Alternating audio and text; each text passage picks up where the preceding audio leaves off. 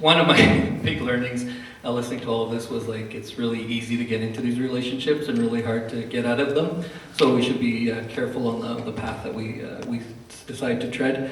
I think it's interesting that, much like the Blue Ribbon panel that the current government conducted here in Alberta, which only looked at spending and didn't look at the revenue side, because the revenue side are all hard decisions like sales tax and healthcare premiums, and the spending side is much easier for them to operate. So they're also doing the same thing with this Fair Deal panel, that the results are going to come out in March, right? So they're looking at things like a provincial police force, provincial pension, provincial tax revenue. All of these things can be spun to be very favorable. Like, who doesn't want more policing and safer neighborhoods?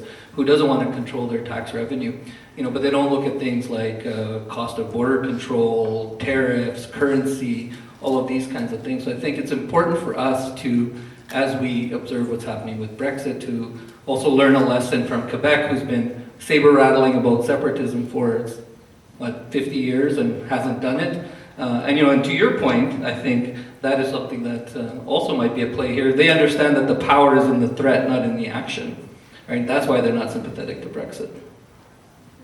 A great name because, as every knockoff will tell you, it's much easier to market someone else's name, and everyone knows clearly what they're about by using Wexit. And same with the tagline, "The West wants out." Building on somebody else's name recognition is a smart way to go, especially when your point of difference isn't that complicated. There was a great series before the federal election called Pasture to Pulpit, and I think it was CBC, Pasture to Pulpit. And what I found interesting was that because they did go out and interview the rural areas all around Alberta, was this feeling that conservative Albertans had that none of the parties truly represented their values anymore. They were going to hold their nose and vote conservative, as they always had, and they did, except for in one riding. But they still didn't feel that the federal Conservative Party had the same values anymore. Some of it might play to the results that you're talking about in your survey, but I wonder how much of it plays towards the fact that none of these parties really are different from each other, right? They're all sort of huddled around the center, wherever they think the most votes are.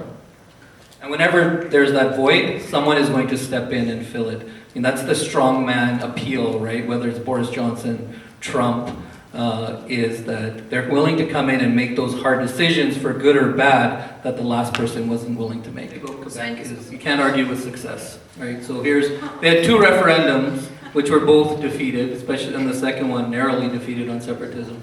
And they still continue to beat that drum because it allows them to punch way above their weight politically. If you want to talk about, what one of the many reasons why we can't get electoral reform, Quebec is one of those reasons. So, and also the Reform Party. Anybody can see that the Wexit Party registering themselves federally is following that path. The Reform Party movement was very successful, became the Alliance Party, became opposition, merged with the PC, and became government. You can't argue with those kinds of successes. So I don't think that you can understate the value of those lessons.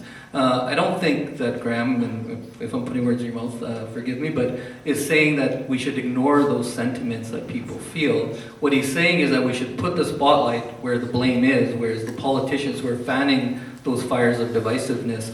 It's ridiculous to think that white men are being left behind. There was a study done last year. Men of color make, I can't remember, don't quote me exactly, but something like 78 or 80 cents to the dollar of a white man. Women of color even less, right? So, but we can't allow, and the light at the end of the tunnel is, I actually think that this sort of rhetoric that has been magnified by our master persuaders south of us is sort of starting to die out. You're seeing in the race, in the Democratic race, that anyone that was platform was based on identity politics has dropped out.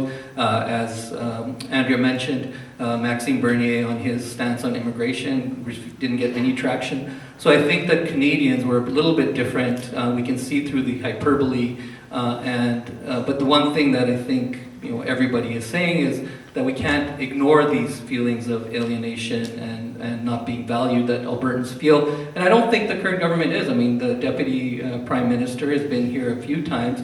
She is listening. They're obviously taking it seriously. Otherwise, why would she keep visiting Alberta Blue?